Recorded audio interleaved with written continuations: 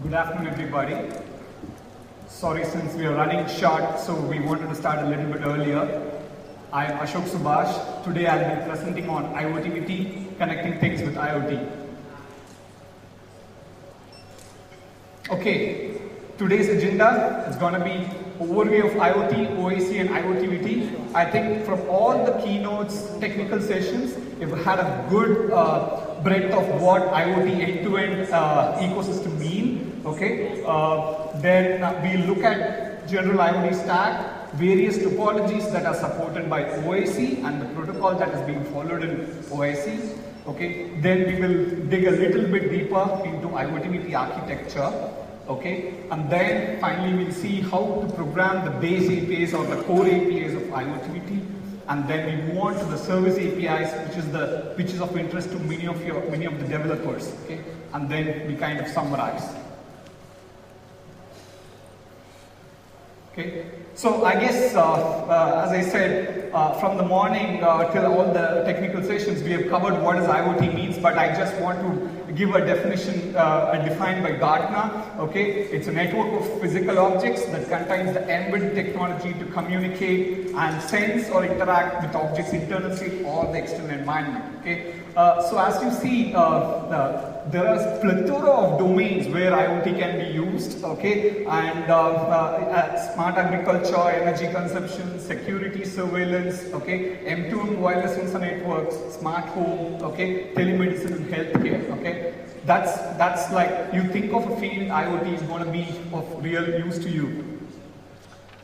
Okay, I actually wanted to ask this question to you, but since you've seen all the presentations, you know what is making IoT possible now. I think EVP Hyung-Min Lee and Curtis Sasaki succinctly told why IoT is happening now. Okay, some of the points: hardware miniaturization, lower BOM cost, okay, so that you can put in all the devices in your home or in your factory settings, whatever you want, okay, wherever you want, okay.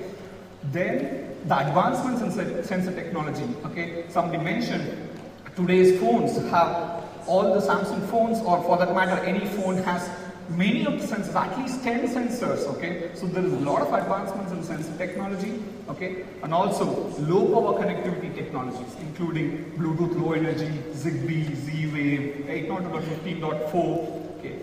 But the fourth point is key, okay. IP is the key interoperability protocol. Yeah, even today, there are a lot of IPv4 deployments, not IPv6, okay. But if IoT has to be successful, we need to have IPv6 network, because we're going to connect billions of devices, okay, and without IPv6 addressing, we're going to have a tough problem going ahead, okay.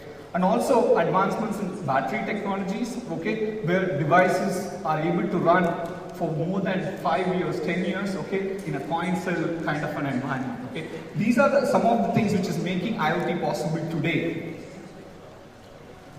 Okay, but what's hindering IoT? Okay, I would have liked the answers coming from the audience, but since we are running short of time, I'll give it to you. Okay, basically there are non-IP based standards. When you say non-IP, interoperability suffers. Okay, that's key thing. And then proprietary technologies and protocols. Okay, and okay, the technology is good. You have licensing issues. Okay. And there are companies which are working on closed ecosystem, okay, so where it is minimum, zero or limited interoperability with other devices, okay. Also, low adoption of standards, okay. Standards body really work for a long time, like for example, IETF or 3GPP for that matter, they work on a particular standard for a long time, they do a lot of deliberations with respect to standards and finally come up with the standards, but the adoption by a lot of companies are low. Okay, that is also one of the key things. I think security and privacy is a major concern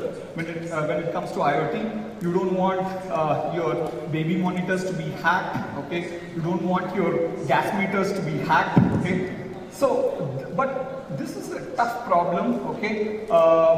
Which we are trying to solve. I mean, many of the companies are also trying to solve. Okay, I think Dr. Luca just touched upon, Luke Juliet just touched upon the ownership of data. Good. SAMI makes the ownership of the data with the user, but we'll have to see how this particular point, when I say data, what is the data? The data that is going from various sensor nodes, smart appliances, you need any device, okay? So finally it gets collected in the cloud, okay? And who owns the data, okay? So operators may say, since I'm the conduit, probably I own the data. For example, companies can say, since it's gone through my device, I own the data. But actually, users should own the data. But we'll see how it's going to turn out in another few years. Who owns the data? Okay, and then lack of strong certification for ensuring protocol and application profile interoperability. I'll touch upon the application profile interoperability as I go forward. Okay, so what's the solution for this? Okay. The solution we need is a standards-based, we need open standards for IoT, okay, and also you give a reference implementation so that developers and companies can adopt, okay, and then refer to the standards, okay.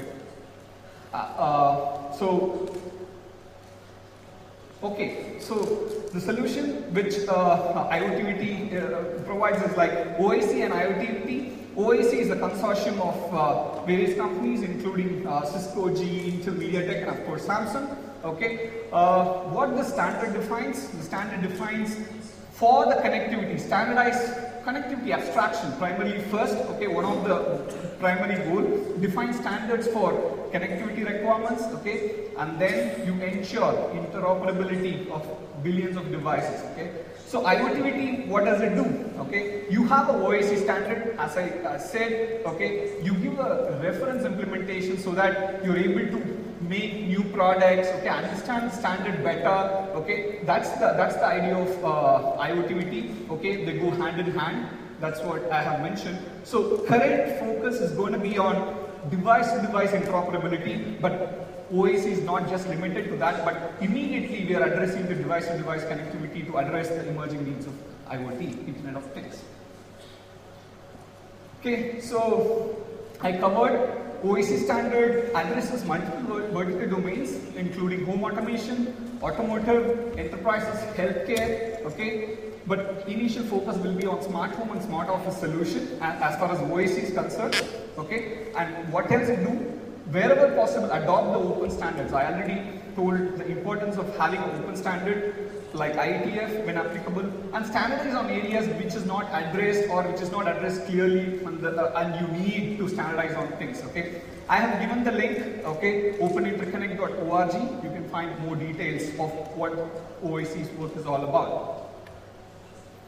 Okay, so key focus of IoTVT. It's an open source framework, okay, implementing those OIC standards, okay, licensed under Apache version 2.0, very company friendly, developer friendly license, okay. IoTVT is already available on various platforms including Tizen, okay. Yeah, it is currently 0.9.2, you can download the source and you can work on it. Okay, and the final version is expected very soon, okay, before end of this year, okay. With respect to IoTVT, IoTVT provides APIs at two levels, okay. The base, as I said, the core APIs, and then the services, okay. I've given the URL, you can just note it down, iotvt.org. Okay, so how does a Tizen-based IoT ecosystem looks like, okay. At the lowest layer, I have just given an example of Arctic, but of course Tizen can run on multiple other hardware platforms, okay. But what's special about Tizen? I think you have seen through multiple presentations, especially Mr. Yongjin Cho, he told about microprofile, right? So you need an OS, okay, that can be adopted for different kind of devices, be it a smart device like a smartphone or a TV, smart TV, be it the home appliances devices, okay, be it a low power sensor nodes which are running on very less memory, less CPU, okay. So you need to have a OS which can, I mean, you have to have multiple profiles of the OS which can run on variety of devices, okay. And then comes the IoT communication protocols and framework. That's the focus of this presentation. IoTVT is addressing that. And then we had a good overview of SAMI, okay, which is, I mean, IoT is not complete without having cloud and analytics in picture, okay. So You have millions of devices, okay? All of the devices sending data to the cloud, and then you sense the data, you collect the data, as you said, collect, transport, and then understand, and then come up with unique insights where you can add value to the end user. Okay, so that's not complete, but Dr. Luke Julia has covered it nicely today. Okay, so now let's move on to a little bit deeper IoT stack, and we look at various topologies that are supported by OAC and the protocol that is used. Okay, I like this slide. It's picked from Harvard Business Review of November 2014, which gives an executive view of how IoT end-to-end ecosystem looks like. Okay, at the lowest level, you have the product software, which consists of an embedded operating system, onboard software applications, enhanced user interface. Then you have the connectivity module, okay, which includes the connectivity hardware protocols that enable communication between the product and the cloud. And then you have the product cloud, example is SAMI, okay, where you have smart product applications, rules and analytics engine, the application platform, the product database. Okay, now you see identity and security that is cutting across all the levels. Okay, that's a very important thing, because security is very important, privacy is very important. So you need security at all layers. Okay, when you think of an IoT end-to-end ecosystem, right from connectivity, the middleware framework till the cloud. Okay, that's the idea. And on this side, you have the external information sources and then integration with other business systems. Okay, this is a layman's picture of how a IoT technology stack end-to-end looks like. The next slide will go a little deeper. Okay, but this is focused on current IoTVT and OAC architecture. Okay, at the lowest levels you have various connectivities. Okay, and then you have the IoT framework. Okay, so some of the key functionalities: discovery. When I say discovery, it's discovery of devices in the proximity and also remote. Okay, and then data transmission, which by data transmission we mean messaging between devices. Okay, and then device management. Okay, you buy a new device. Okay, you will have to onboard the device. What do I mean by onboarding? Onboarding is like you connect it to the network. How do you connect? You will have to give the credentials of the network, okay, and then it starts participating in the network. So that's the functionality of device management. Data management, we saw. How do you collect devices? Collect the data from the devices and put it on the cloud. Okay. On the top, you have all the IoT profiles. Okay. The reason that I have highlighted a couple of the blocks here is 0.9.2 already supports this in various segments. Device management support is in progress. It will be available as part of IoTVT 1.0. Okay, and then as I mentioned earlier, consumer. When you say consumer, understand it as smart home, a connected home environment, smart home and smart office environment. Okay. Okay, what are the various OAC, topologies that is addressed by the OAC standard? Okay. Client server, okay, now we have browsers, we have tablets, PCs, mobile phones already talking to the servers. So client server architecture is, client server scenarios or deployments are a solved problem. But what we are trying to do here, first immediately it's a P2P direct. P2P direct means you have devices in your home communicating with each other, okay. That is the first scenario that is being targeted, okay. So wherein your devices at home can talk to each other, okay. Then comes the remote access. Okay, you have your devices in the smart home, but then you want to control it, as he was nicely showing today. You can even control it through the cloud. But here we mentioned remote access. Yes. So when you are outside your home and you want to do something with your home equipment, home devices, that is where remote access is being supported. Okay, the technology that is being positioned for using remote access by OAC is XMPP. Okay, so you have a concept of OAC intermediary, okay, which is a kind of a gateway device, okay, which connects to the XMPP servers, and then the OAC client also talks to the XMPP servers and then controls the device at home. Okay, today we saw a live example of how this kind of a scenario works. Okay, OAC client, cloud. Okay, I would like to give a nice example. You have all these physical sensors, right?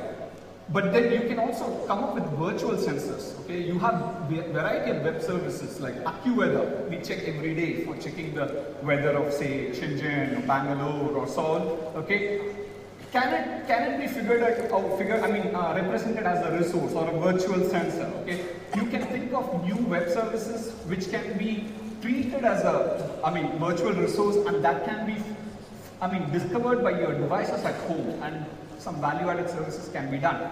Okay, for example, you will look into a new video where you can appreciate that. For example, if the temperature is high and you wanted to water your sprinkler system, okay? Now you want to, when the temperature goes beyond 35 degrees Celsius, okay, automatically, okay, from the web service you get that information to the gateway, and then you turn on your sprinkler system, okay?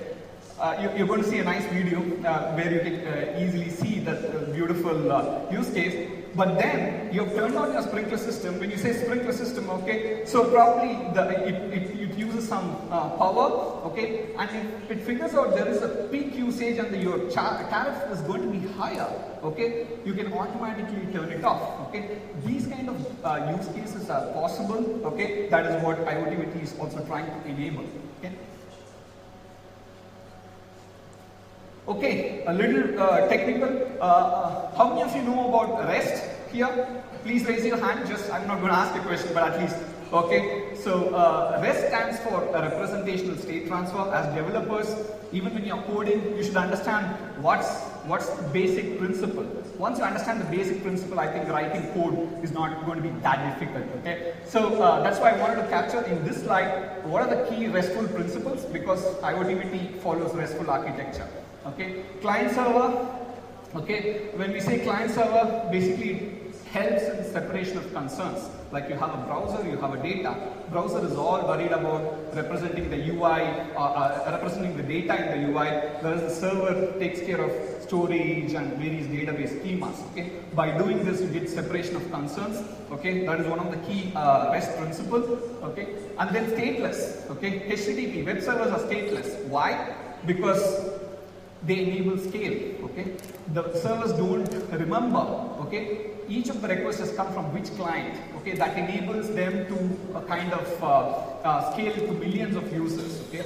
That's the idea of stateless. Cache, I think everybody understands, to improve performance, okay? You cache the data in the intermediary nodes, okay? And then you can see whatever data much faster, okay? Uniform interface, HTTP defines 4 basic methods: get, put, post, and delete. Okay, by envisioning your service in terms of simple service APIs, like okay, getting some information, putting some information, deleting some information, you get a uniform interface wherein the services scale. Okay, most of the web services today follow the RESTful architecture and the layered system. Any software system you build, try to have a layered architecture so that it improves reusability, also separation of concerns. Okay.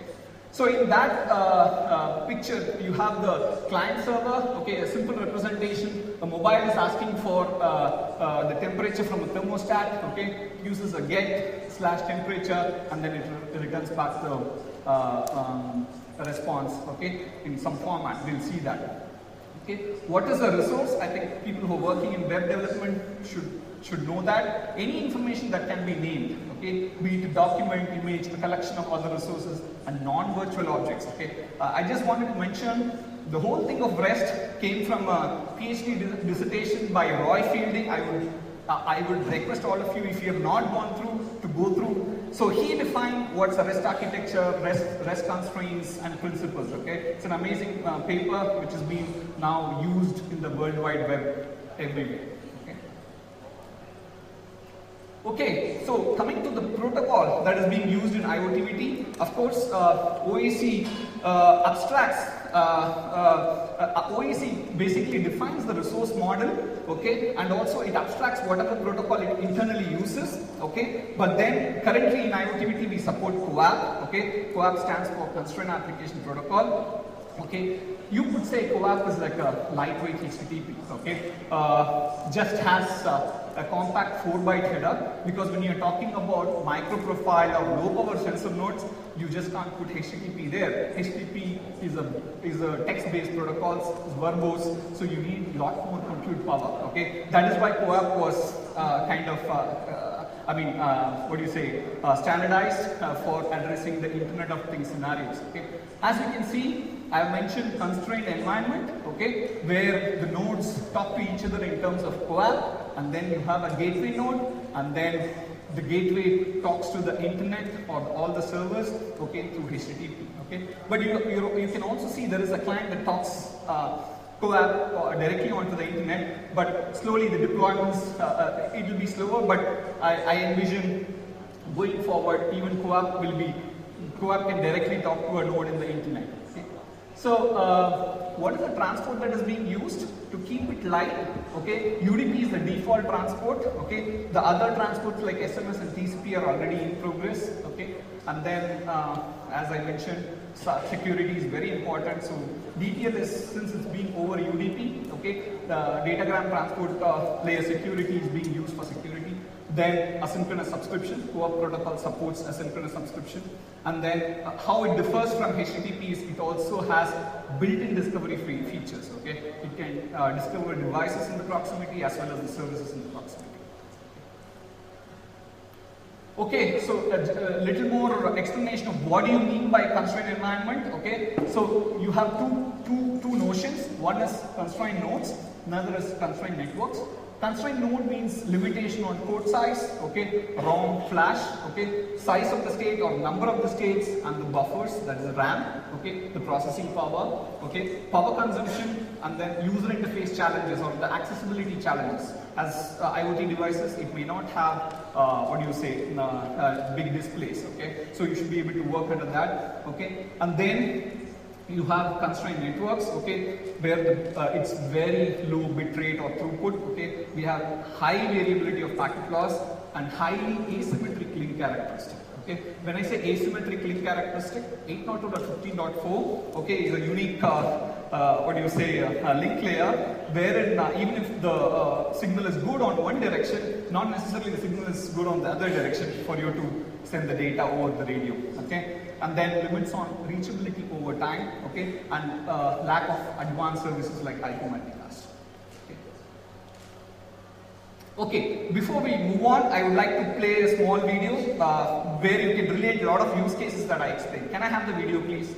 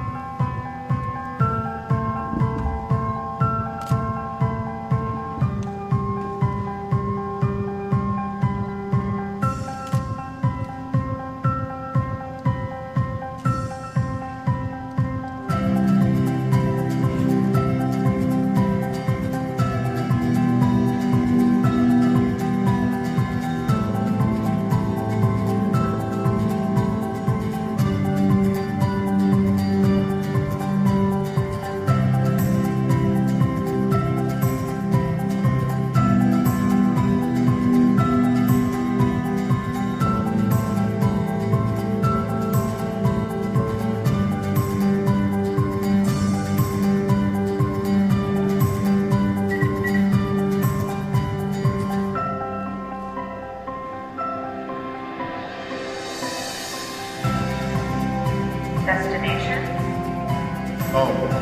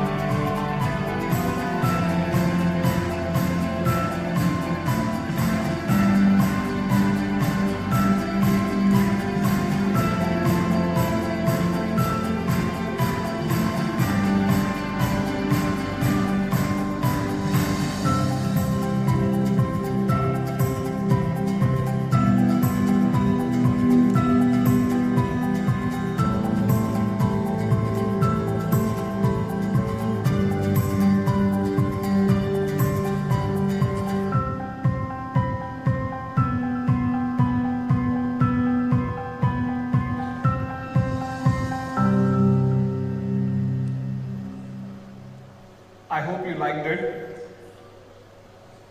So, before I go, so you could see all the use cases when there is a tariff hike, automatically she controls it to switch it off so that she can save on money. Okay. Now we'll go a little bit deeper into the IoT high-level architecture.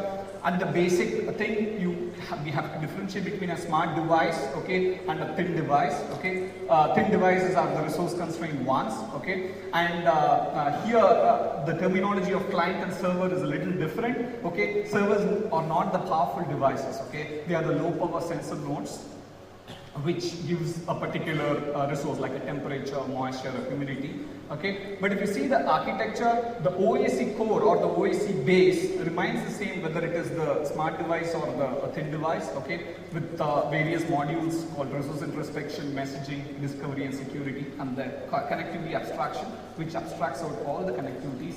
Okay, and then you have the OAC services, okay, which provides useful functionality in a much simplified way. Okay, so currently we have three services, but this part of the services is going to grow. Okay, as we go along. I'll explain the services in more detail later. Okay, and then if you look at the thin device, of course it's the basic IoT stack, the OAC core, and then the unique service which collects the data and sends it over IoT.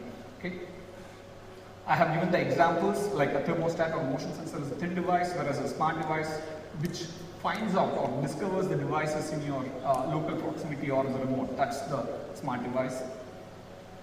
Okay, so I already touched upon this. Basic functionality of IoT stack provides discovery of devices, data transmission, data management, and device management. Okay, a little more deeper view, okay, of module view. At the lowest layer, you have various connectivities, okay. So you have the IP-based connectivity, UDP IP, as well as direct BT and BLE, okay. Now we use, as I said, the CoAP protocol, and libcoAP is an open source implementation which we use as part of IoT. And then for security, I said DTLS, and TinyDTLS is another open source project where we use for the security. Then we have the secure resource manager, the resource introspection. As you notice, there is a C SDK and then a C++ SDK as well. For thin devices, we just have C devices for obvious reasons. Okay, you have to run your code in limited CPU and memory. Okay, and then on top of it, you have all the services SDK, which is present in C++ and Java. Okay, and then you have the applications where you can write innovative applications. Okay, so I'll walk through this. I have a list of sequence diagram, the basic steps, basic APIs that are given as part of IoT base, okay, or IoT core. Okay, so basically you start by registering a resource. When I say resource, it's actually the physical thing, okay, which you want to, for which information you want to get. It can be a thermostat or a humidity sensor, etc. And then finding, okay, so registering a resource is somebody who wants to give some useful information to others, okay. But finding a resource, I need to figure out all the resources in my vicinity, okay, that is finding a resource, and then querying a resource state, okay. When I say querying the resource state, I would like to know whether this bulb is on or off so that I can take appropriate operations, and then setting a resource state. I would like to switch it off or switch it on, okay, and observing a resource state. How is it different, okay? So we also talked about asynchronous subscription, okay. So when I say observing a resource, I would like to continuously monitor a resource. Whenever the resource state changes, okay, I would like that particular device to intimate me, okay. That is observing the resource state means, okay. So the highlighted one is the IoT base API with all the key things. Okay, so I'll run through quickly. So one is registering a resource. Okay, you call in the OC platform object. Okay, a register resource where you give the resource URI. Okay, which is it's a relative URI light/1, and then you give the resource type. What kind of resources you are figuring it? Searching for. Okay, or registering. Okay, and then the interface and the entity handler callback, and then you want to make sure whether your resource has to be discoverable or observable or both, okay? And then internally it calls the C APIs. Okay, so then we move on to the registering a sequence. So the server app or the developer who writes a server app, okay, he calls the register resource. In turn, it calls the inproc server register resource, and then it creates a resource. Quick little more technical information. So when we say inproc server, okay, now currently IoTVT library can be built as part of a single application. So you have the IoTVT library that can be put on the same application process, okay. But as we add more and more services, more and more applications, we have to do out of prop, okay. That work is in progress. Okay, finding a resource, similarly the application wants to find a particular resource, it gives the same kind of resource type and what is the connectivity that it wants to use, and then the internal APIs called OC do resource, etc. happens. Here I want to highlight an important point. As you can see, currently the example is for IP connectivity, okay. So a OEC client like a smartphone, when it wants to find out resources in its, find out devices and services in its vicinity, okay, it just does an IP multicast, okay, which is being received by all IoTVT device, okay, and then whoever has that resource, in this case, I am searching for light, okay, whichever is the light resource, they're going to respond, okay. One more thing I wanted to highlight here is, as you can see, the payload is encoded using JSON, okay. But then as we move forward, we are going to use CBOR, okay. CBOR as it's better, it uses lesser memory, more memory efficient. So we will go towards the use of CBOR as a payload encoding, okay.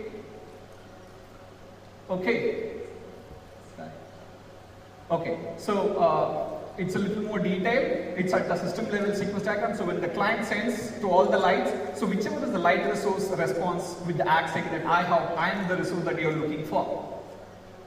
Okay? Oh, sorry. Okay, finding a resource. Okay, here I want to know what is the state of a particular resource. As I said, whether the light is on or off, etc. Okay, that is querying a resource. I think mostly the presentations will be shared. You can have a look at it in the detail. For the brevity of time, I'll go a little bit faster. Okay, similarly, if I want to change a resource type, okay, I kind of call ocresource.put, okay, which actually changes the state of a particular resource. Okay. So I explained the scenario. If I want to observe a particular resource for the changes, I just call ocresource.observe. So as you can see, even if, whenever there is a change event, okay, the particular server app or the OAC server device is going to notify all the observers who are registered for the resource. Okay, so that's the description of the base APIs or the core APIs. So this you will use when you are building small sensor nodes and you want to provide IoTVT support on that. Okay, now we move on to more powerful APIs called the IoTVT service APIs. Okay, so as you could see, you have the things manager and the notification manager. Now the resource encapsulation is a new service that we have done as part of 0.9.2. Okay, I'll explain a little bit more detail as I go forward. Okay, the ones that are in greens are going to be available. Okay, now whatever is there in whatever light red or purple, okay, that is going to be available as part of 1.0. Okay. So from the lower level perspective, framework perspective, we have something called multi-hop routing, because each of the devices, it can have its own connectivity, okay, BT or BLE or Zigbee. So if I have to transfer data from one connectivity to another, okay, how do I do it across a heterogeneous set of connectivities? That is where multi-hop routing is being used. Okay, and then blockwise transfer. If I have to do a FOTA, okay, I have to flash a new image onto a sensor node device. Okay, I use blockwise transfer. It is also a standard, on top of CoAP, which helps in transferring large data. Okay, so Things Manager is one of the key service. What does it help? It helps in group management. Okay, so you can find the candidate devices to form a group. Okay, now in this room I can group all the lights as part of my group, so that I can do a group management. Like I can turn on all the lights or turn off all the lights. So you can come up with your own groups which are very relevant for smart home kind of an environment. okay, and I have given a little bit more detail of how exactly it is done, okay. You have something called the action set, okay. You have basically you can name your action set and then what is the delay at which it has to happen and the type of group, normal, scheduled, recursive, okay. Here, as you can see, how the application uses the Things Manager APIs. It basically does a create group, okay, and then find the candidate resources, okay, and then join the group, okay. It's a very simple set of APIs where you can do group creation and management. Okay, so moving on, Things Manager also supports Things configuration and Things diagnostic. Okay, so bootstrapping requisite information from a Bootstrap server to access other IoT services. Okay, client side getting updating system configuration parameters. Okay, from two remote things. Okay. So sometimes the Things diagnostic is very important. You're working with sensor node devices. Sometimes because of the configuration from the user, you would like to reset to the factory defaults. Okay, that is where Things diagnostic API is helpful for you. It does a factory reset to restore all the configuration parameters to default one, and also it helps it to reboot like a system. Okay, so notification manager, this is for service on unconstrained device, okay, hosting resources for other light and thin resources, okay. There are some sleepy devices, okay, which will be sleeping for most of the time and wakes up for some few seconds, okay. So in order, if somebody has to find out, okay, how to get that information, okay, what is the procedure, okay. So all the sleepy nodes, okay, uses the notification manager service, okay, to collect the state of the resource at a particular point of time, okay. So hosting device mirrors resources from other light devices by observing presence changes in other resources, okay. That's the idea of a notification resource. Okay, I'll just skip for the brevity of time, you can have a look at it. Okay, this I would like to quickly touch upon, okay. This is a new service which is called the resource encapsulation, okay. The resource encapsulation module consists of resource broker, resource cache, server builder and resource container. Okay, so resource container's main use is to integrate with non-OAC protocols. Earlier we had something called the protocol plugin manager, which used to convert from, which is used to connect the OAC device to a non-OAC device, okay. But I think architecturally, I think this is a much better way to realize such kind of scenarios where you want to include non-OAC devices on protocols into the OAC ecosystem, okay. That is what the resource container is helpful for, okay. Resource broker, okay, you need to know when the devices are available. For example, you're going out of range, okay, or it is the device is switched off or powered off or crashed for whatever reason, okay, you need to know a continuous presence check.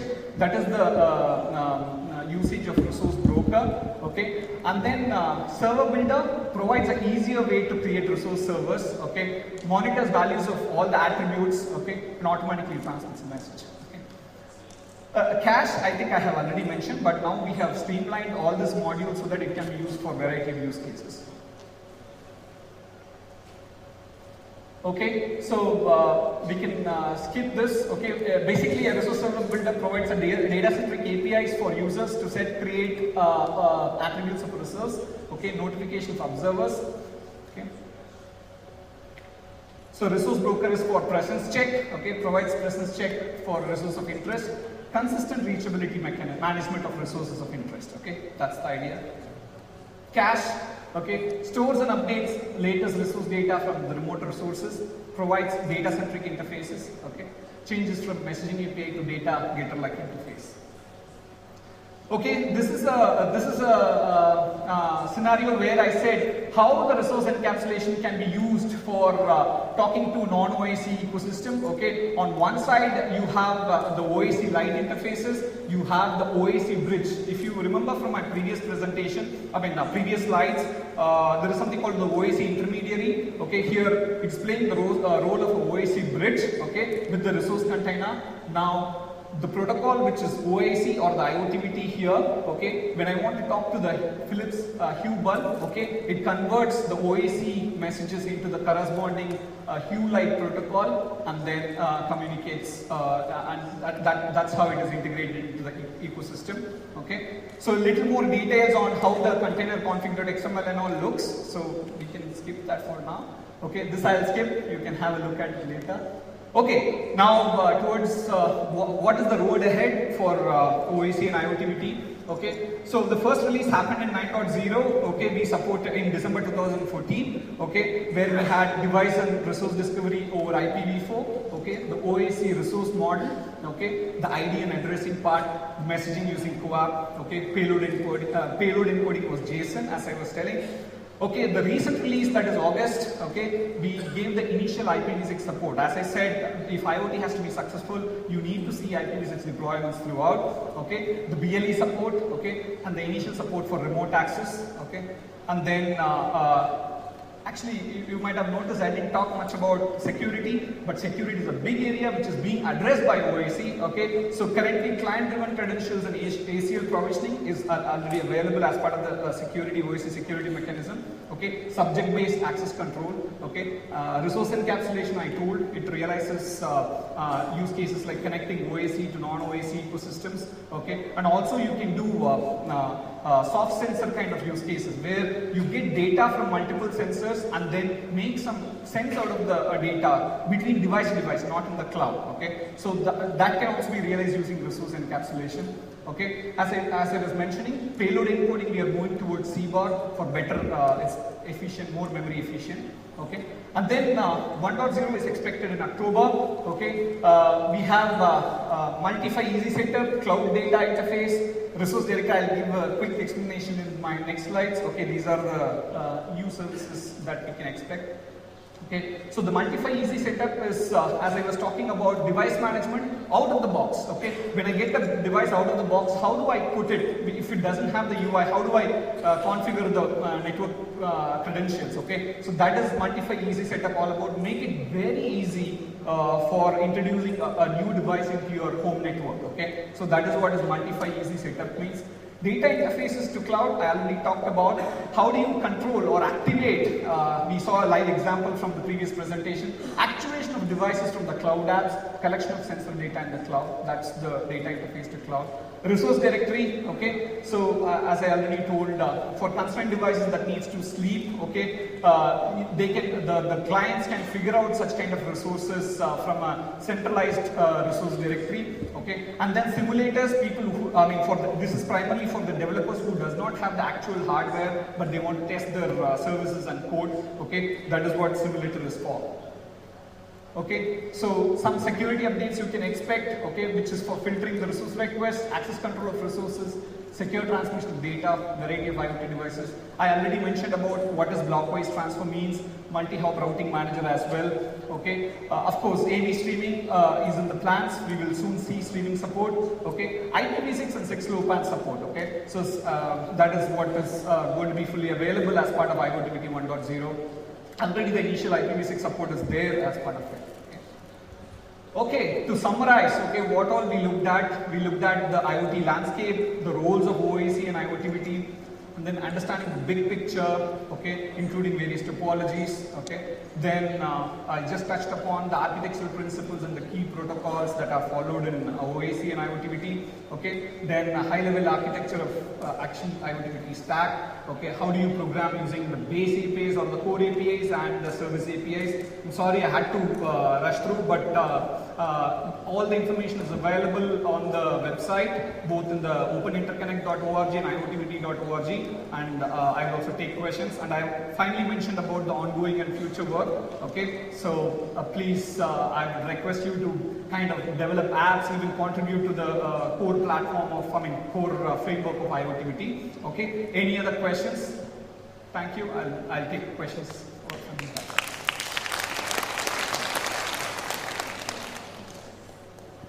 Questions?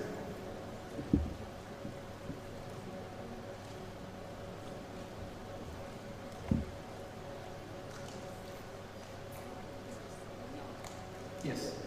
Can you give him a moment?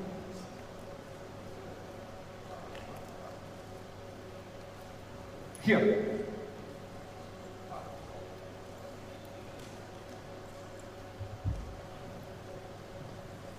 我想确认一下，就是现在的这个 IoT 可能是在互联网，或者说它的云是在互联网端的云。但如果我想在工业当中使用，或者我想在机密级的企业当中使用，我想建立私有云或者混合云的时候，有没有相应的完整的解决方案，或者可以很轻松的切换？ Can somebody do this? I'm sorry, I didn't use the translation. Somebody can help me to get the translation, please. So what he's asking is, Okay.